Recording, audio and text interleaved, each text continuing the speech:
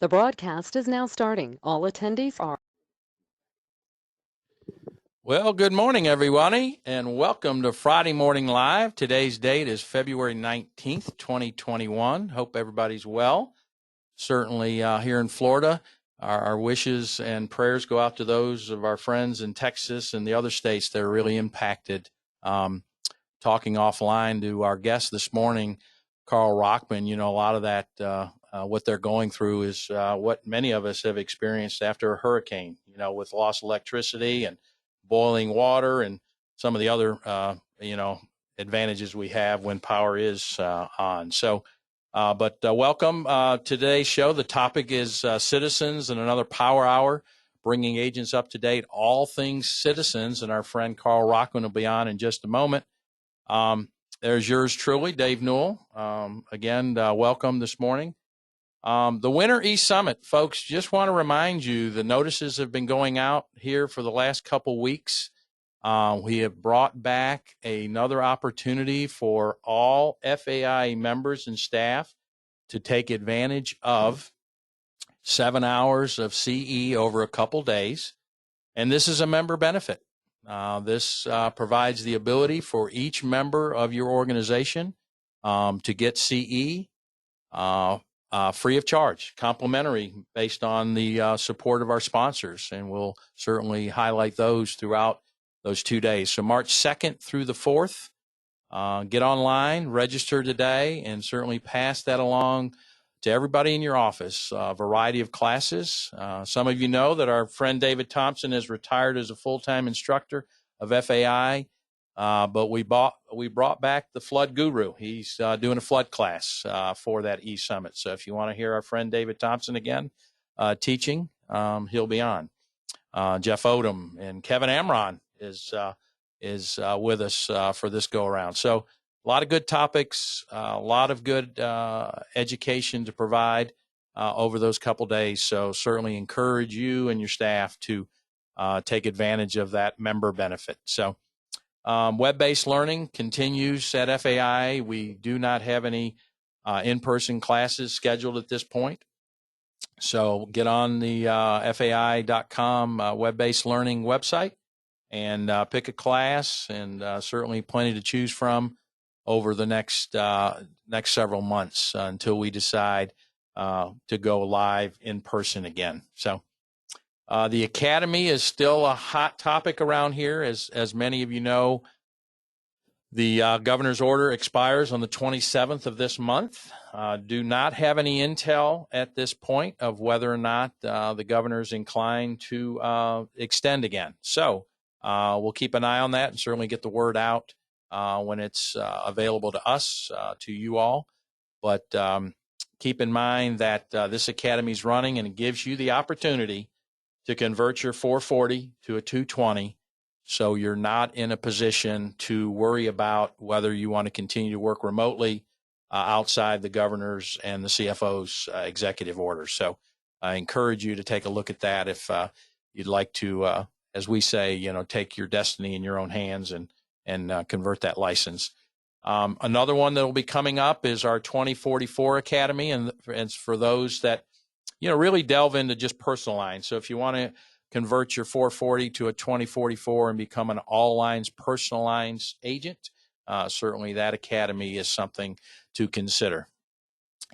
Let's not forget, all of February has been political engagement month, and we'll culminate it next Friday with a happy hour, a virtual happy hour, folks, with special guests, a lot of updates from BG and the team on what's happening over the last month, that he has brought some of these different events each week.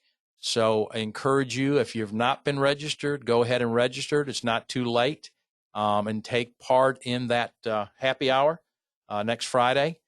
So and then there's going to be a lot of Q&A available to you. So if you have some issues, you have some concerns, you have some thoughts about what you're seeing and hearing that's going on in the marketplace, certainly encourage you to get online there and pose your questions to Kyle and Laura and BG, and I think they have some other special guests, some of our outside counsel, and so on and so forth. So again, encourage you to sign up for that. And then upcoming shows, March 5th will mark 6 months where our new CEO and good friend Kyle Ulrich is taking the helm here at FAI. So we're going to do a mid-year review with Kyle and kind of talk about some of the things that he's seen and some of the things that we look to in the future here at FAI. So encourage you to register for that one. And then on April 2nd, our friends from Oceanus Partners, Frank and Susan, will be on talking about some of the things that are available through their resources and some of the things we're partnering with them on. So encourage you. And then I'm booking other shows. Actually, was conversing with somebody this morning about the next show. So more to come on Friday Morning Live. So stay tuned for that. But today's topic, and we'll bring in our good friend here in a minute as we talk. Got to find him here on the roster.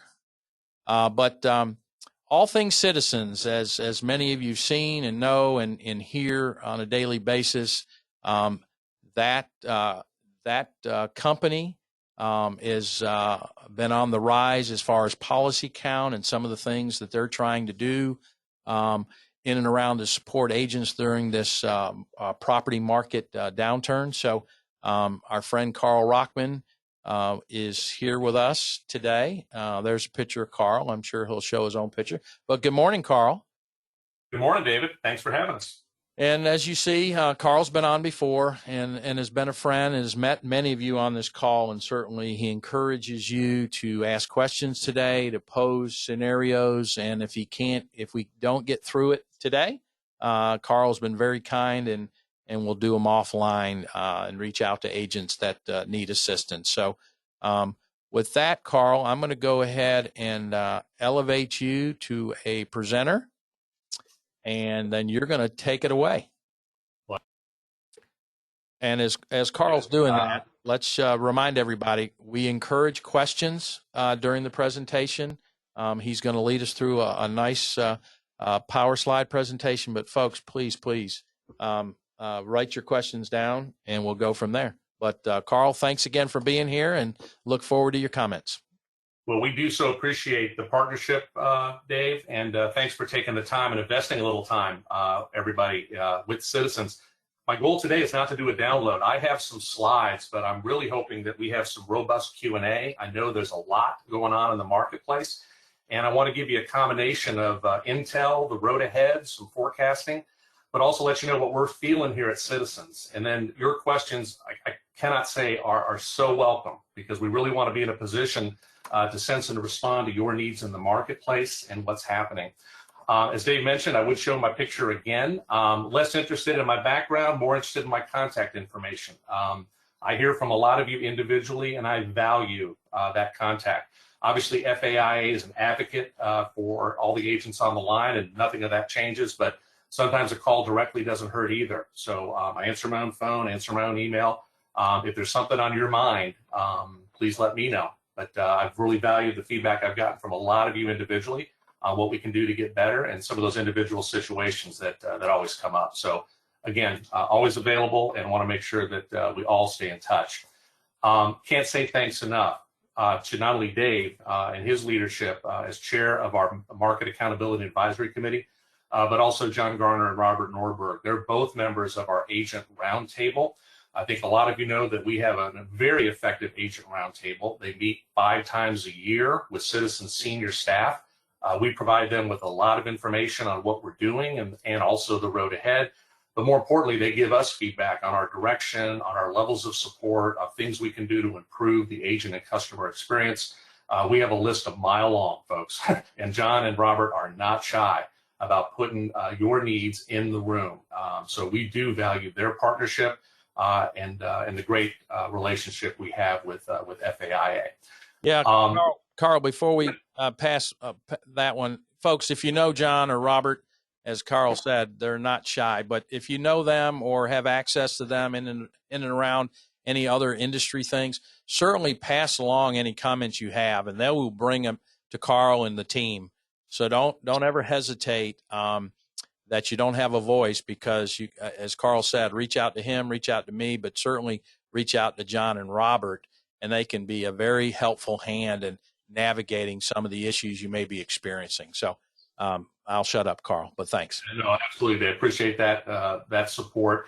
And there's not a thing from our technology platforms to our underwriting processes and everything in between that John and Robert have not brought to us, and we continue to talk and work through all those issues. But again, we do thank them, and they're also a conduit, folks, for anything on your mind regarding Citizens. John and Robert are great ambassadors for your association. Speaking of support, I also want to make sure that everyone knows that we have 6 field agency managers out there in the field working hand to hand as best we can under COVID with our agency partners. Now, we have 7,000 agents at Citizens. I have 6 of these folks, but I'll put them up against anybody in the marketplace in terms of their ability to support your needs when it comes to education, when it comes to technology, when it comes to just navigating Citizens in general, okay? If you don't have a connection with one of these folks, reach out. If we see a signal on any of our dashboards where you might need a little bit of assistance, we won't be shy. If these folks are knocking on your door or calling you, take your call, because what we're really trying to do is make sure that everyone is doing what we can to support the customers we mutually serve. We have a lot going on, and we want to make sure that if you're out there feeling anything related to Citizens that is not going the way you want it, we really want to make sure these folks are aware as well. So again, this is an investment we've made over the years to put some marketing reps in the field to support agents in a more traditional way. We've had great success with the program, but can't say enough about these great folks. And any agency that's interacted with these folks, I think, has good things to say. Again, we're not looking to grow. It's very important. I don't want anyone to look at these 6 folks as coming out looking for market share, looking for a rollover, looking to attract more of your business. We are not about that. But we do recognize that if you have to use Citizens, if you have to, then we want to make sure that you're getting the support you need, okay? And these 6 folks do a marvelous job.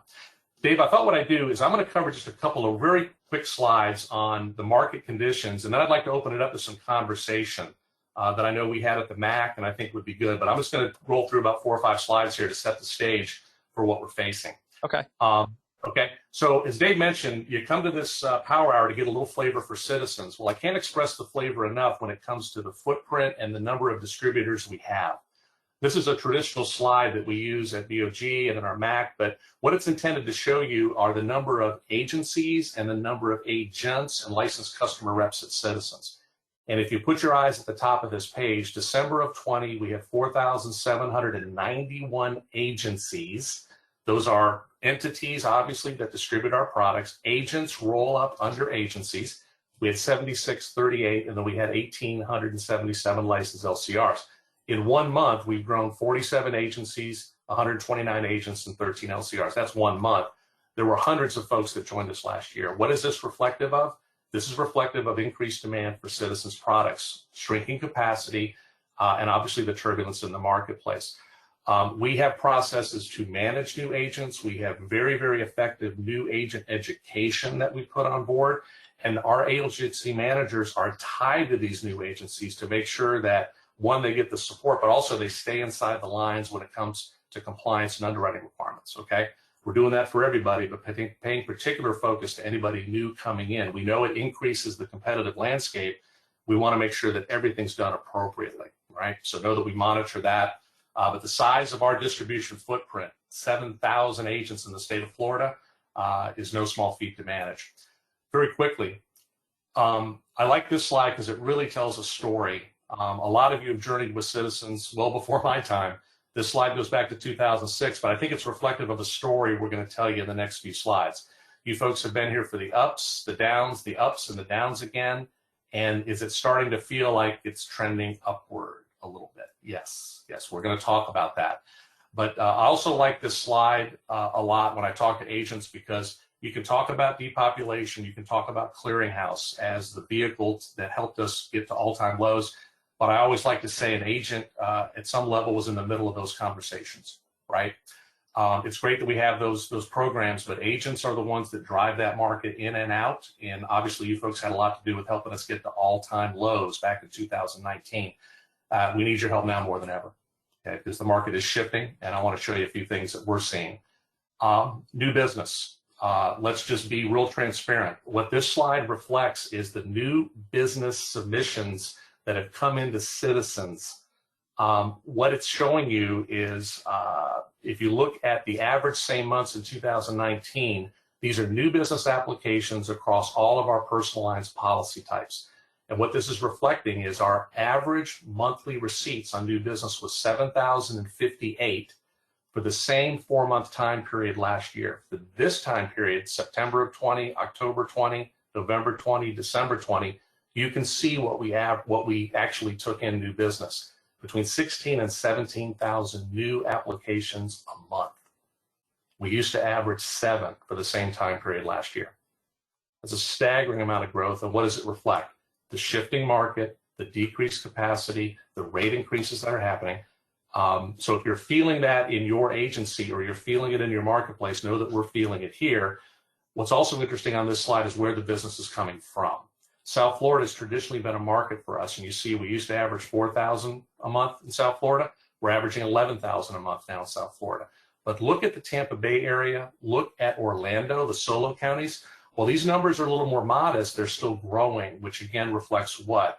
This market condition in Florida is not always a South Florida issue. It's starting to spread across the state, and Citizens is now stepping in, unfortunately, to support the marketplace. And we'll talk more about what we can do in a minute. 2 other quick things. The type of business we're getting, the type of business. Traditionally, Citizens plays in the more modest coverage A values. The top line, the top graphic, reflects the coverage A value of the homes we've taken in on new business. Traditionally, we play in the 100,000 to 300,000 range of A value, and that is held. But look at our new business from 400,000 to 700,000. Look at its modest increases in the percent of what we take. That's not a traditional market for us, and we're watching that. This would be the first business that we would look to rapidly move out of Citizens when market conditions improve, and we're talking with our partner carriers. But it is concerning to us that we're starting to see a little bit more business in the higher A value, and then age of home. Look at the 20-year or less home market. 11% of our new business is coming in with homes 20 years or less, 3% 10 years or less. This again is reflective of those changing market conditions and the tightening. Last but not least, where it's coming from. These are the companies that are driving that the new business is coming from for the most part. And most of these companies, as you all know, are experiencing underwriting restrictions, but also to some cases rate increases for their consumers, which are triggering shopping events, which are triggering them to call you for solutions or other agents for solutions. And regrettably, in some cases, Citizens is the solution due to limited markets. Again, we're not asking for that. We're not promoting that. We're just trying to speak about the realities in the marketplace of what it means. Now, Citizens is responding. We are operationally tight. We are financially strong. We are very focused on our service levels and making sure if we're going to get this new business that we can manage it appropriately. And that's what today's about, to make sure we're living into that.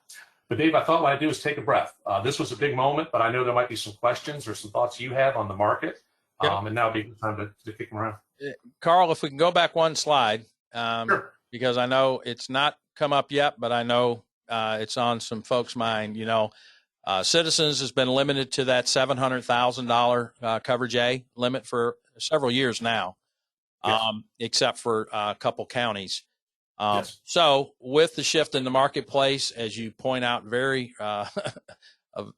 here, you point out very well here, and the shift of age of home, has there been any discussion at your level about increasing that coverage A limitation? We do not independently decide that at Citizens. That is driven by the people that regulate us, and there is no movement at this time to change that rule. No movement. So what this means is, if you come into today's session to pick up some intel, if you have customers that are currently in these other companies and they're 700 and above or $1 million and above in Monroe and in Miami-Dade, Citizens is not going to be a solution in the immediate future for those customers. I'm sorry to say that, but that's the absolute fact. So it's better for you to know that now and be able to work with those customers than to think that something's coming around the corner. Dave, if that shifts in any meaningful way, if there's some change in direction, we're clearly going to communicate that appropriately. But right now, there are no plans for us to change the cap limits we have on 700,000 of A value. in most of our counties and $1 million in Monroe and Miami-Dade. Okay. As normal, Carl, with your presentation and the amount of information you provide, a request has been made about having access to these slides. So certainly give that some thought and let us know your willingness to do that, and we'll certainly get it to the group that's on the call today. So, but the next question, Carl, and I will certainly address it first, and then you comment, but because they want a comment from citizens. Sure. Folks, just a few weeks ago, many that follow this board chairman, Baroof, mentioned on a citizens board call in reference to shifting how they distribute citizens from a agent-driven portal to a direct portal. So many of you know that Kyle Ulrich, our CEO, wrote a blog, got widely published. There was a lot of comment in the press about it, about the concerns that we would have and agents have of going to a direct distribution channel. So you know our opinion. And then lastly, I'll say from FAI's perspective, Kyle has a meeting with the chairman this next week. We've already talked to 2 board members of the Board of Governors of Citizens, and the plan is to talk to the rest of them to educate them, to make sure they understand what the big picture is if they decide to look at that as an alternative to distribute policies and no longer use agents in that distribution channel. So, Carl, from your side, from the citizen side, that's basically what the agent wanted to know. I told you about FAI side, but any comment from you on that proposal from the chairman? Citizen serves at the pleasure of the state legislature, and a board of governors governs our actions. Obviously, there was public commentary made about a difference or a change. That was commentary at this debate, as you mentioned, Dave. Our chairman voiced that, and that's all I can say. There's no active work at Citizens to go in any other direction than we have today. There's no work going on it. Right now, I just think there's conversation at the board level that you've expressed, and I think you guys are talking to people of influence. So all I would say is, again, we serve at the pleasure of our governing entities, and they set our direction. But right now, there is no active plan, no change in direction that we're working on at this time. Okay. Thanks, Carl. Next question, and it may be something that you cover a little bit later, but I'll go ahead and throw it out to you. It would be helpful to have automatic ACH options for payments and also credit card. Other companies are doing it. Yes. As citizens continue to, look at this and be able to offer it as an option to their agents and policyholders. Yeah, as we mentioned, both John and Robert have brought up opportunities in our payment space. Our payment space is an opportunity in general. One, credit cards are really off the table for us to accept them as a merchant. But we have approved third parties coming in to administer credit card payments in the agency. Recurring ACH is something that we have on our board, if you will, as a concept, but no plans right now to execute recurring payments. But we do know about it. We have heard it from agents before, particularly those folks that are on a 4-payment plan with us, or people that just want a direct draft, on renewal. So yeah, we've heard about it, but no active plans right now to install that. And obviously, with what we just went through with COVID, Dave, with suspending payments, we're just recovering from that moment as well. So we'll acknowledge that that's an opportunity for us, but I don't have anything up my sleeve to say it's coming, coming in the next few months. Okay. All right. Well, that got us caught up a little bit, Carl. So we'll go ahead and keep advancing down the field on the slides, and then we'll address some more questions as they pop in. Okay. So what I would say then, Dave, and I'm sorry, I lost my screen there for a minute. That's okay. It's technology. Very quick, yeah, technology. Just real quickly, Dave, we talked about the market conditions, but this is really what's driving it. I think FAI is aware. It's really the financial trends in the marketplace, the Florida domestics right now and the money they're posting, the reports they're posting. So I think there's general awareness around this in the marketplace, and we're obviously waiting for those things to be adjusted. But again, this is not, this is a function of the marketplace and the returns the Florida domestics are getting, and Citizens is providing that backstop, but we're very optimistic and hopeful that things will improve. We need legislative reform, as you know, Dave. There's a lot of things that need to go on in the Florida marketplace to to stabilize it, and the FAI is obviously really tied in, to legislative activity and some advocacy for the agents in that space. The road ahead. Let's talk about citizens. The road ahead. If you come to the Power Hour, you want to know what's happening. I'm going to cover some of these in detail. I'm going to talk about the COVID moratorium ending. Very important as agency owners, you understand what the impact is there. Also, our late submission program, we're going to reinstate that 3/1. I just want to make sure the awareness is there. We've got a new evidence of insurance form available. We've had a lot of call from our agent roundtable to get off of the Accord forms that show proof or evidence of insurance to lenders and get onto a company-generated form. We have one now, and I'm going to show that to you, okay? We also, at the top of the page, I want to promote the fact that we're going to be out there working live education on a webinar platform all year, okay? We're going to kick those off Q2. So we'll be out touching your agency, your support staff, anybody that wants to come in and get a little bit more on citizens in terms of support. Again, I'm not trying to grow, but I do know you need support with our various technology platforms. But I want to draw attention to the third column, okay? Again, the road ahead, rate adjustments. Very important. We are now filing for rates. As most of you know, for the last 2 years, we've not had any rate activity at the direction of our Board of Governors. The Board of Governors has now requested us to move forward with rate adjustments, and we are currently doing that. Now, under the current plan and current delivery cycle, those rate adjustments would not hit until August 1st. Okay, now I'll reserve the right day to change that if we have to accelerate or can. But right now, if you're an agency owner out there planning for when would citizens' rates be adjusted at some level, it looks like it would be Q3, but we are definitely going to make that move. Okay, we're definitely going to make that move. We have talked publicly about adjusting our win-loss mitigation credits and revising the discount features inside of those.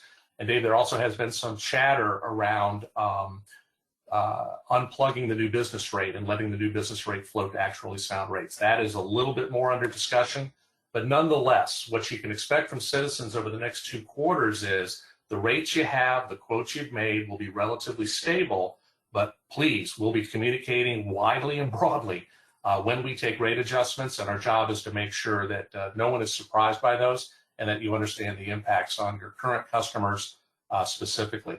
The other thing is the purple box second from the bottom. We are going to introduce a new 360 value tool. And I will tell you that this is very much on my mind in terms of operational execution. I don't think there's more that we could do in the agent space right now with citizens than to change the current 360. But nonetheless, we're going to do it. It will have some features and benefits that you'll like, but we do understand how important it is to get that right, to get the timing right, to get the education right. So I'm giving everybody here a lot of heads up that it's coming Q3, right? And watch this space for more information, okay? But those are really the road ahead, some modest product changes, but just wanted to let everybody know those things. Let's talk about COVID very quickly, David. I think everyone on the phone should recognize that citizens really stepped up last year when it came to the COVID situation and what we did to support our customers and agents. We suspended canceling anyone for lack of payment. So we kept policies in force all through last year, even if they didn't pay their premium. We also had more relaxed underwriting standards when it came to cancellation and non-renewal. We also relaxed our policy documentation requirements because we understood some of the restrictions that customers were going through. All that now has concluded, though. Effective February 1st, at the direction of our Board of Governors, Citizens is back to regular order, okay? Very, very important. What that means is, from a payment standpoint, any customer who hadn't paid us last year, we ran a cancellation cycle February 1st. We appropriately notified them that their payment's canceled, or their policy was canceled due to lack of payment, and we did give them 15 days to recover, to reinstate the policy with payment. We're pretty much through that cycle as of this morning, and we'll be reporting numbers on that shortly. But the bottom line is, for the agents on the line, we advanced you commissions on these policies. February will be a chargeback event for any customer that was caught up in this, and we'll be working with agents to raise the awareness on chargebacks as well. But for all the support we gave the customer to carry their policy forward, we had to bring that in for a landing, and that's why the payment piece is now concluded. We're back to regular payment cycles. and there will be some chargeback activity in February that'll be reflective of all that activity happening. Hey, Carl, yes. What's the scope of this? How many policies, and do you have an agent count that could be impacted by this change effective Feb 1, and then certainly working with agents on some of that return commission? Right. We had about 17,000 policies in the payment tranche, Dave, that were carried. A number of those did end up paying through our cancellation promotion. But once that's balanced, we'll be communicating out to the agents to say, this is your list of customers that didn't pay, and you can expect a chargeback on. And then clearly when they get their commission statements in March, they'll see some negative balances associated. But we want to get ahead of the commission statement, right? We want to be able to inform agents and say, here's some things that just to plan for, and not to have the look at the commission statement, what are all these negatives? So we're balancing that out and hope to get that word out here before the commission statements hit. Yeah, so we did have. Yeah, go ahead. My apologies. Okay, no, that's fine. So, but nonetheless, this was with 17,000 policies and 500,000 data. This is fairly spread out. Reflecting on the list, I don't think that we had anyone that had more than a couple hundred, and those were some of the big mega agencies we deal with. So I do think for the most part, this is a fairly modest event for most of our agencies, but nonetheless, anytime we're taking commission back, it's a big moment, particularly on some of the bigger commercials that agents might have been tied to. So awareness here, as you look at your March statement, if you see large chargebacks, they're more than likely related to the COVID moratorium. And we did advance the commission. So you were paid the commission, but now it's time to charge it back appropriately because the customer did not maintain the coverage. Right. Okay. Yeah. Super. But real quickly, the other piece is the cancellation. And this is a little bit more complex than I would hope, but let me just also explain to the agents on the line. There's another tranche of business where our underwriters took a more relaxed stance on canceling or non-renewing policies. That too has come to an end. Okay. We did communicate the list of customers that were impacted by this about a week and a half ago, and we know agents got that list because our call center got a lot of calls, which was exactly what we hoped would happen. If any agent on this call wants a list of their customers impacted by this, you just need to let me know, carl.rockman@citizensfla.com, or get a word to Dave and he'll get it to me. We can get you your list if it got lost in the shuffle. But here's the story. Dave, we have about 40,000 policies that were caught up in some type of deferral. What does that mean? We should have non-renewed them, but we didn't. We should have canceled them at new business, but we didn't. Okay. All of these policies will have a chance to recover. So for example, what we're going to be doing is if a policy should have non-renewed, but we didn't non-renew it last year due to COVID, we've now turned on the non-renewal logic, and starting with effective dates of 7/1, if the policy can be non-renewed on 7/1, we'll send appropriate notice prior to 7/1. Now I mentioned a big number. Not all of them are going to non-renew on 7/1. 7/1, 7/2, 7/3, 7/4. This is going to be a 12-month event to unwind all of these exceptions we made. But nonetheless, it's a pretty big number. The good news is for the regular non-renewals and for the deferrals, agents can recover if you get underwriting what they need, whether it's a new inspection, proof of repair, whatever it is, you can recover. We can lift the non-renewal. We can lift it like we do every day. On some of these, though, they need to come back in as new business. And these would be policies that really weren't eligible, that really need to come back in through the front door as new business. But that's a small portion of them.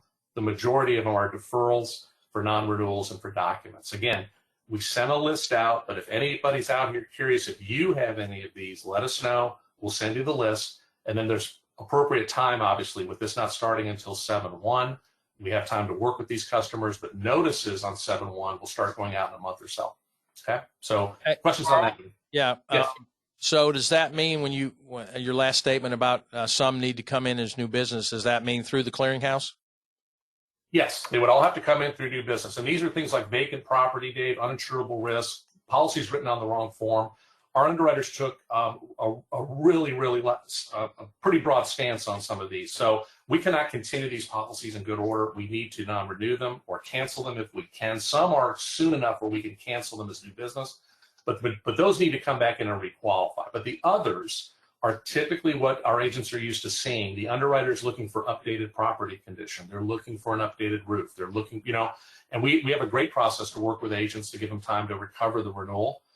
So the majority of these are in that tranche, but there are a few that would have to come in through the clearinghouse, and candidly, they may not be eligible at all. And so that's something the agents need to consider before they submit it. Okay. Okay. And we'll get to this next question in a minute, but since we're on the clearinghouse a little bit, are there any any plans to change how the clearinghouse works? Any things that you're looking at to create a different environment there for the clearinghouse? Funny clearinghouse. I knew we couldn't have a meeting without it coming up, so I'll talk and also share a visual with you. Clearinghouse, as you know, is statutorily driven. It had some good intentions to be able to fade risks before they come to citizens at least one last time.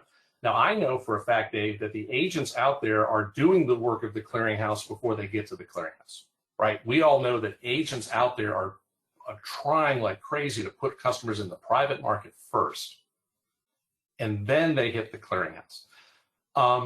Now, right now, there's no plans to unplug clearinghouse. There's no plans to modify clearinghouse, even due to these extreme market conditions. We understand it. Clearinghouse is still a statutorily driven deal.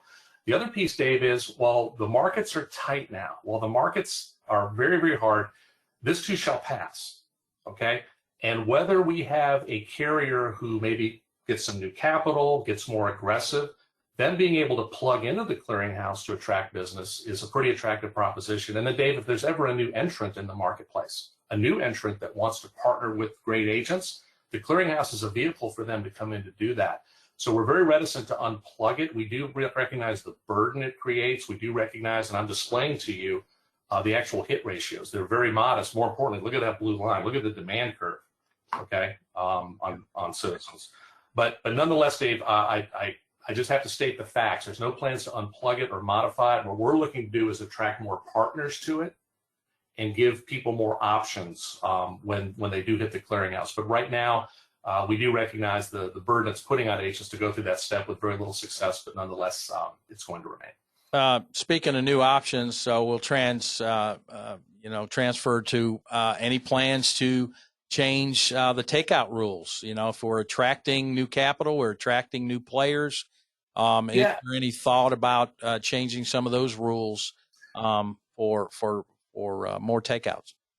Yeah, and this goes into the legislative front, Dave, that I know you're tied into. There is a lot of chatter right now. As you guys know, session goes in March. I won't get into specifics, but I do know that there is a lot of conversation around the 15% rule, because right now, as you know, it's on the clearinghouse, if it's within 15%, the person isn't eligible, but on renewal, it's $1. The concepts would be potentially, if we went to a 15% rule on renewal, if we went to a 15% rule on Depop, where if the Depop offer was at a 15% of Citizens, right? So all that is up in the air right now, Dave. I think there's a lot of folks looking at different options to modify the Citizens platform to give the private carriers a little bit more of an opportunity to take folks from us, from a price standpoint. So yeah, all that's out there right now being openly, discussed, but discussion from a bill to to it being passed are other things. But I would acknowledge that yes, there's conversation around modifying some of the rules around Depop and clearinghouse to be more effective to move customers to the private market based on price. Yeah, a couple comments came in, Carl, about you kind of breezing over the uncapping of rates, and I've advised those folks that you're not in a position to opine on that because of your previous comments about the board and certainly the legislature directs. But folks, yes, there is some thought and some comments, and certainly you can get more information from us at FAI about it, but there's certainly some talk about uncapping. It was talked extensively at the last Board of Governors meeting by the board about the ability to uncap new business rates, not renewal rates, but new business rates. We'll see how that all unfolds, but understand right now there's a 10% rate cap on new and renewal business. So if that occurs, you'll you'll see some pretty significant new business rates unfold from Citizens' standpoint if that's the direction everybody agrees to through legislation and direction of Citizens. So want you to certainly keep that in mind as we navigate through this property market. But at this point, it's certainly up for discussion. There's nothing settled. There's nothing in, kind of in stone yet. Go through the legislative process, but it's out there. It's certainly being discussed as a deterrent of entering into Citizens as a new business opportunity. So just keep that in mind. And certainly, like Carl says, as soon as have the ability to talk more about it, we'll get it out, and I'm sure on his side he'll get it out as well. So yeah, appreciate those comments, Dave. This at this stage, all of this is really just talk. No one should leave this conversation hearing anything. I heard as Dave expressed, folks, this is all very formative, but nonetheless, it's discussed openly at our BOG meeting, and obviously FAI is a partner to make sure you folks are informed of what's being discussed publicly. And what Dave has expressed there is, publicly discussed, but we have to let it evolve. Yeah. So since you put this slide back up, a question just came in. So there will be some policies being non-renewed effective 7/1. Is that a possibility? Yeah, I think the best way to express this is we had about 40,000 policies that were under an exception of some kind. The 7/1 and after effective dates will be caught up in activating the non-renewal process again, right? And everyone knows that we notify customers, I think, 140 days before 7/1, if memory serves. And agents also have lists well before the non-renewals went out.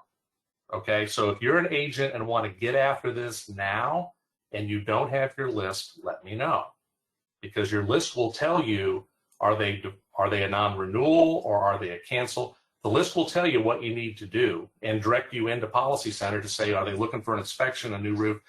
I would say jump on this now, even if the renewal date is 8/1, 9/1, 10/1.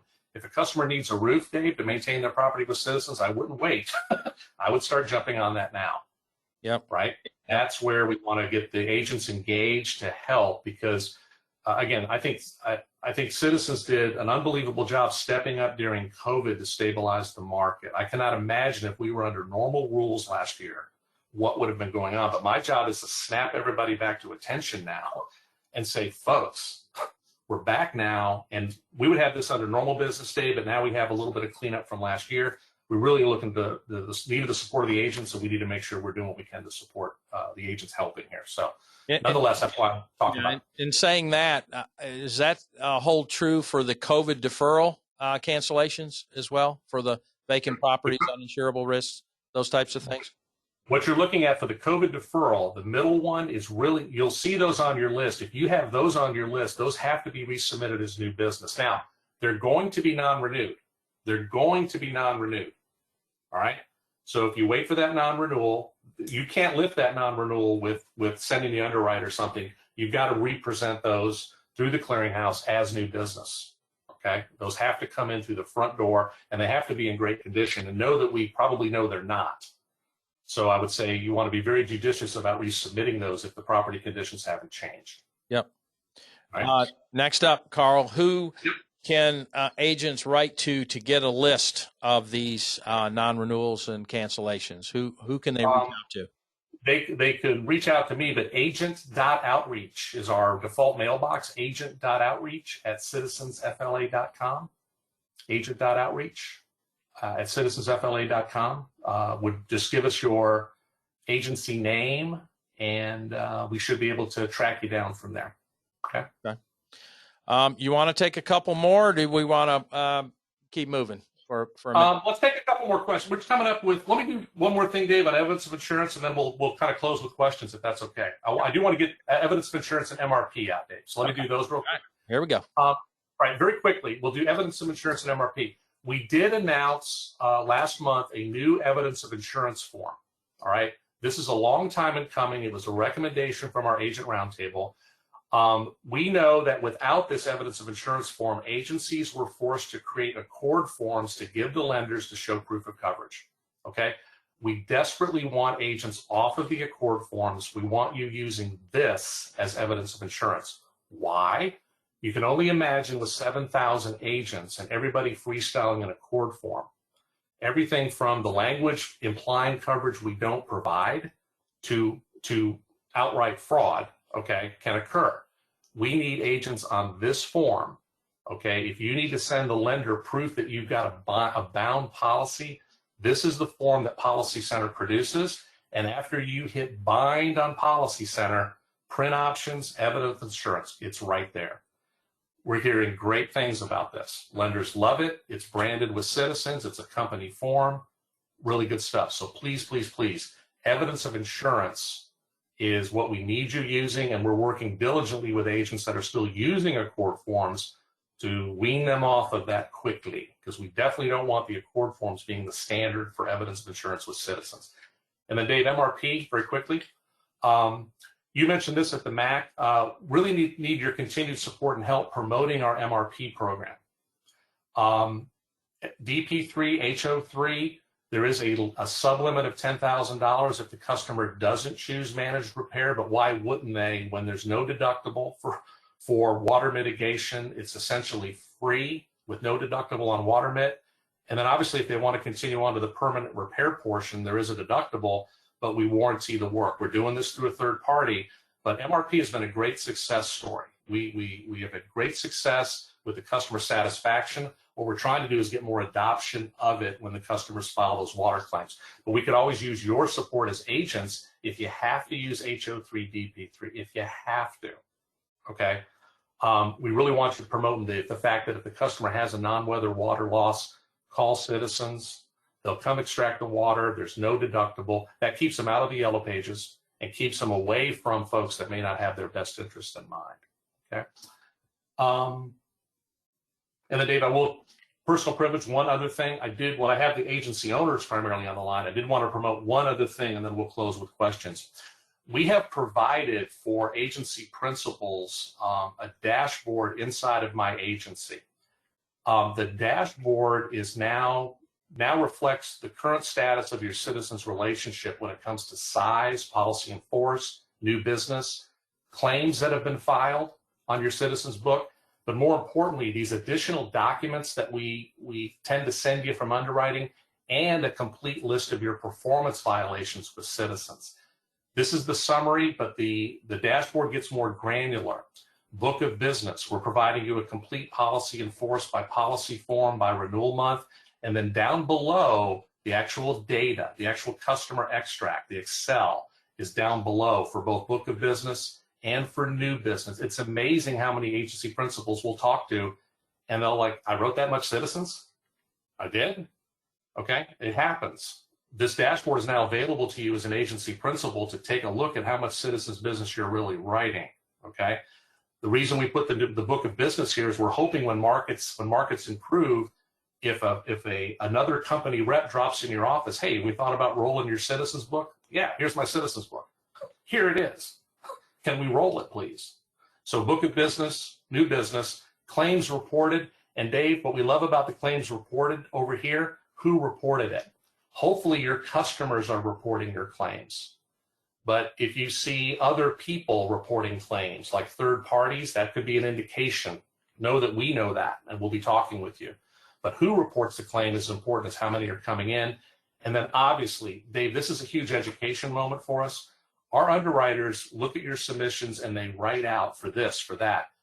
We've aggregated that information now, and we want to come talk to you about what we can do to make our requirements clearer and cleaner so your submissions go through faster and better. This data is what drives the conversation, along with the performance violation program, right?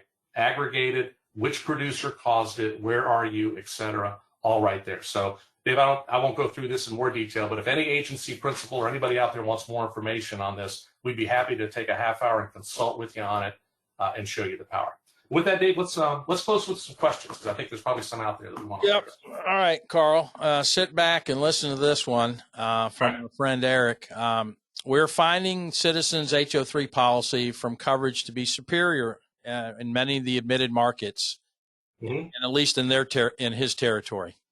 Right. We are seeing private markets pursuing or requesting additional coverage limitations or reductions such as ACV on roofs and limited water damage on even homes less than 30 years. When Yes. market conditions do improve, will citizens allow private companies to assume policies when they are not offering equal or superior coverage than what the customer we have in place with Citizens? Okay. Great question because of what we're doing. Understand that Citizens doesn't approve depopulations. The Office of Insurance Regulation approves. A company approaches the OIR, shows their policy forms, right? And the OIR then approves that. Now, that being said, clearly the OIR would have some interest in not putting the customer potentially on a less than optimum form, correct? But I would say to those folks out there that are interested in that, the OIR is who approves it, and I'm certain that the OIR would give that some scrutiny, but Citizens does not independently decide that question, if you will. So Dave, you know, working with the office over the years, they obviously approve all the Depops. They've taken interest in the stability of the companies and what their forms are. That's always a part of Depop. And I would say that question is best directed that way. When the market improves and they do come back to us. Right now, we've finished our February Depop. We do not have an April Depop plan, believe it or not. First time in a long time we haven't had at least some Depop activity, which again is an indication of the market appetite out there right now. It's very, very small, right? But when things have changed and things improve, that'll be an open question from the office on what they would allow a Citizens customer to be converted to, or at least offered through Depop. Yeah, you know, Eric, I totally agree with Carl. That just needs to be highlighted and elevated with the department as they look at these Depops, base coverage versus coverage, and the ability to comply with certain guidelines, but also keeping the customer first in their mind of these reductions. So Kim wants to know, Carl, you know, it would be helpful if carriers would truly reject risk based on their roof age guidelines. 2 carriers will not take flat roofs over 10 years, yet in the clearinghouse means no Citizens availability, you know, through the clearinghouse. Right. Yeah. So just I think that's more of an FYI. I wish they can looking to stay consistent. Yes, we've heard that before, and I will acknowledge that comment. All right. Let's see.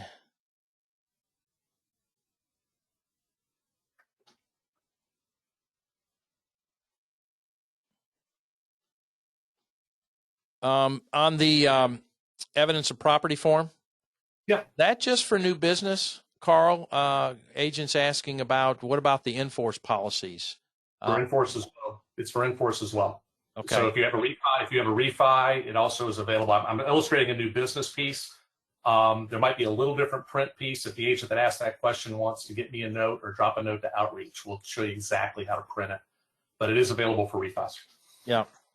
You know, recently we put something in our Agents Confidential, and it got reminded to me today by our friend Marcia Watson about the Attorney General doing their audit of Citizens that they normally do. And they've reached out to well over 500 agents to respond to a questionnaire. And I think in today's environment, Carl, you know this, everybody's concerned about getting emails and different things that they're not familiar with. So just want to remind everybody that Citizens is under a audit process right now by the Attorney General of Florida's office.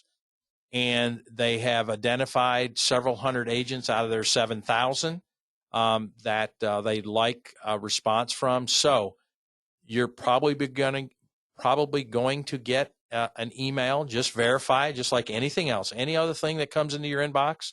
I know our friend Paul Peoples is listening, so he would be glad for me to say this, but just verify.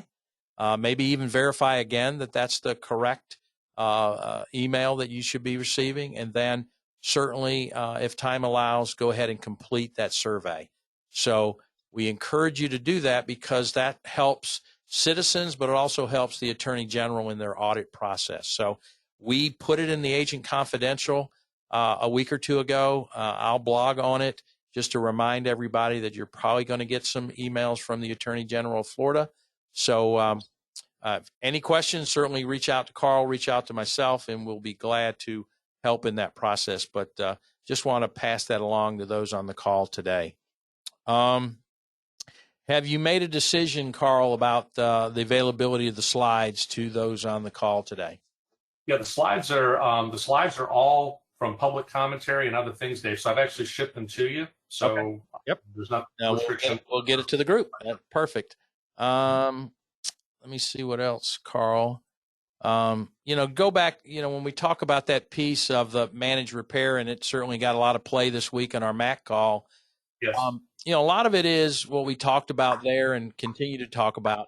About 50% of the policyholders that had a claim when managed repair was available to them took advantage of that.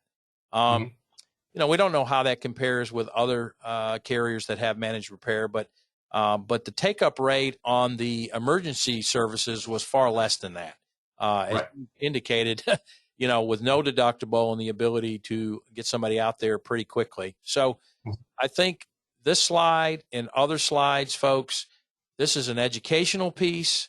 If you're looking to inform your clients of what's available to them if they have a citizens policy, I really, really, encourage you to take advantage of this information and certainly, educate your consumers, because as we all know, a lot what's driving the rates and what's happening in the marketplace right now is third-party intervention. So if we can eliminate some of that, we can eliminate some of that claim activity and the severity of that claim activity by, at least for the citizens end of this equation, getting these reported promptly to citizens and being able to adjust the claims accordingly. So just encourage you, and I know other carriers have resources like this, but as we always talk around here about education, FAI was founded on education, and these are the things that we encourage every agent to take advantage of, especially if they have a citizens policy holder. And Carl, these are available. I forget the statistic on some of this stuff, but there's thousands of agents that have taken advantage of some of these publications and have updated their client base using them. Is that correct? Dave, absolutely. I'm glad you brought it up because I know how supportive you guys are on education and development. A quick reminder, what you're looking at here is the agent portal behind our public website. Hopefully everybody's familiar, because this should really be how you start your Citizens Day. You should be on this page, not Policy Center, not Clearinghouse. You should be on this page. But that said, if you hit the green box that's called Training, you go behind the Training tab, you'll see over on the left-hand side, Citizens Essentials, but then Live Education On-Demand Webinar. Dave, we have a module on the MRP program, and based on our conversation this morning, I'm going to pick that up and try to bring some visibility to the existence of that module, right? I think now is a good time to refresh. We did send it out a couple of years ago when MRP started, but I don't think it's going to hurt us at all to re-promote the MRP piece. It's voluntary education, takes about 20 minutes to go through, and it's available out there on our, it's easy to say, it's on the website, but we'll give you a little bit more guidance, Dave. I'll send you something through Marcia, and perhaps you could blog on that for us to raise the visibility on it. But again, we always say that the customer can't activate benefits they don't know they have. And the spark that the agents create at the point of sale about there being an MRP program, and if you have a water loss, call citizens, just critical. We just need your help there. We know you're busy people, but it's in everyone's best interest if we can get the customer to know that they've got the benefit when they call. It makes the selling of the benefit at that moment a lot less difficult. So we appreciate you bringing some visibility, Dave, because we're very much into increasing adoption in MRP.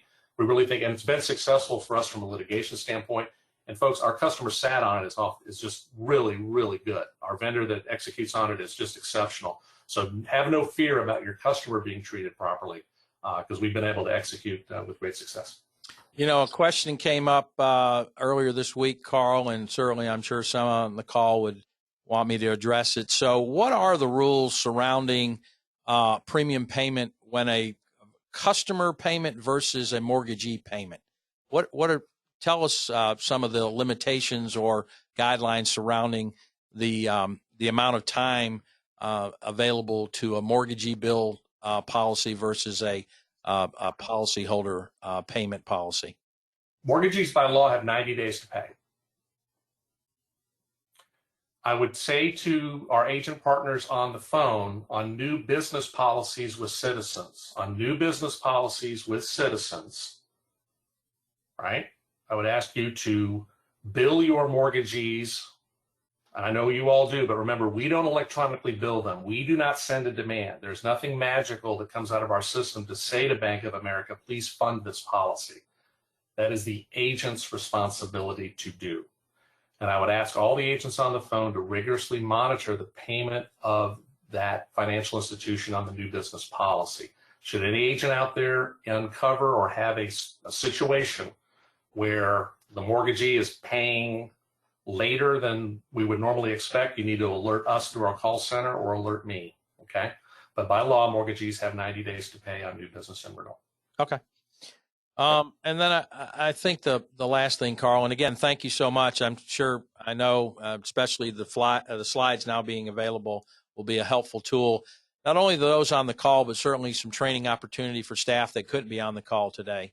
Because, quite frankly, most are continue to work remotely. So this will give them the ability to maybe do a lunch and learn or some other conversation during some of their, their communication. So, but yeah, thank you again. I think, the questions have stopped. If there's any that come in, I'll certainly get them to you, Carl, that we can answer those offline. But this has been, again, our appreciation of you being on, being frank, talking about issues and things that are happening at Citizens, and certainly what some of the things you're working on that may be helpful to agents as they utilize your system. And unfortunately, or fortunately at this point, having to write a policy, but making it at least a little bit better, manageable process. So, yes. But that's where we are, folks. Thanks for tuning in to Friday Morning Live. We appreciate Carl Rockman for being on today. And if you have any additional questions, you see on your screen right now these field managers. I've met all of them, great folks, and certainly there to help you all. Carl has been very kind to give his not his personal, but his business email address and phone number. We won't give out your personal one, Carl. Thank you, Dave. But by law, mortgages have 90 days to pay on renewals only, correct? That's the last question, Carl.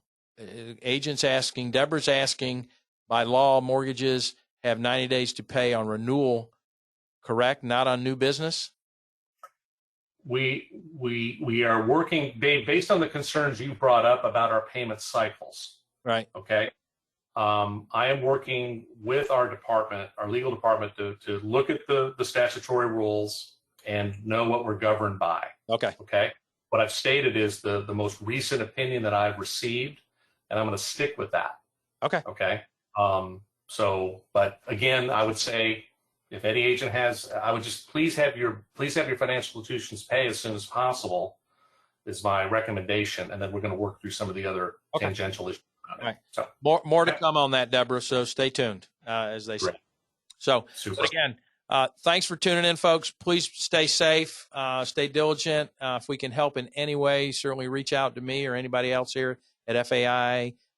We wish you a great weekend, hopefully safe and sound. And the weather's supposed to turn nice up here, a little cool in Tallahassee, but hopefully be nice if the rain would let off at some point. So, but again, Dave Newell at FAI, have a great day and enjoy your weekend. Thanks.